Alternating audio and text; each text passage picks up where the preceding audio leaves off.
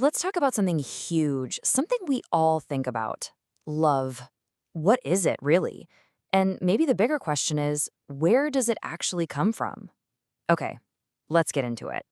I mean, seriously, think about that for a second. Is it just a chemical reaction firing off in our brains? Is it something society teaches us, or is it just a choice we make?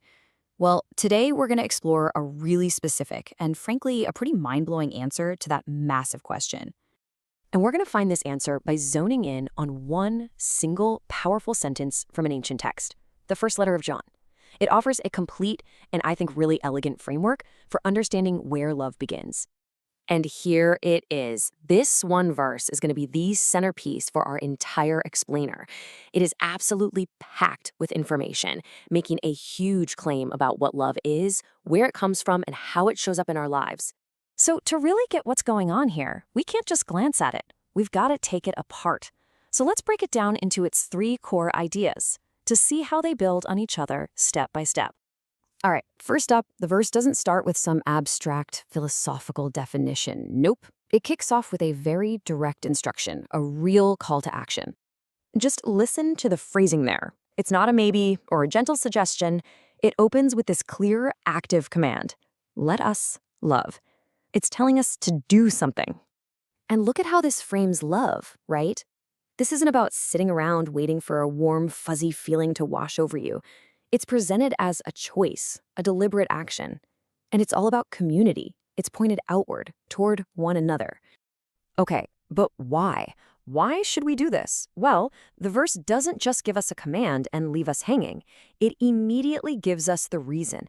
And this is the most critical part of the whole argument. And there it is. Boom. That's the radical claim.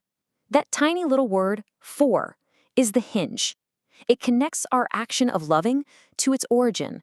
The text is basically saying the reason you should love is because love itself has a very specific divine source.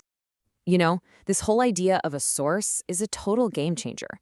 If God is the source, then love isn't something we have to try and manufacture ourselves. It's more like a river that's already flowing, and we can just tap into it. So if love has a divine source, then the next logical question is, how do we get it? How do we access it?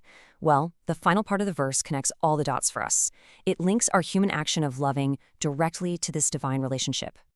And here is the big payoff. This sentence suggests that the act of genuine love isn't just a nice thing to do. It's actually evidence that you're connected to the source. It's the natural result of knowing God. So you see what's happening?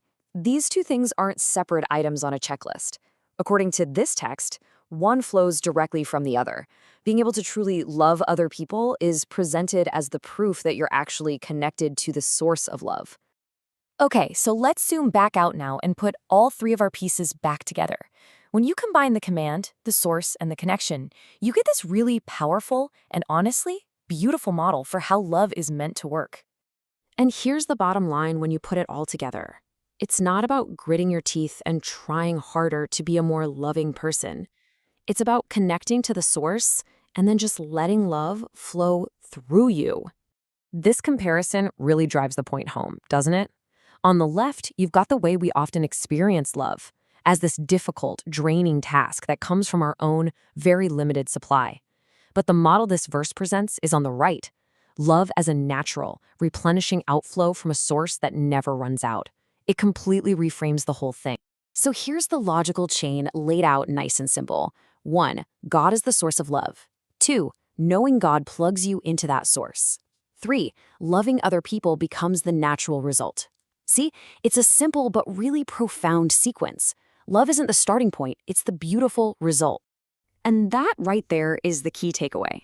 Instead of seeing love as this heavy bucket we have to struggle to carry until we're exhausted, this verse invites us to see it as a stream, a current that we get to be a part of.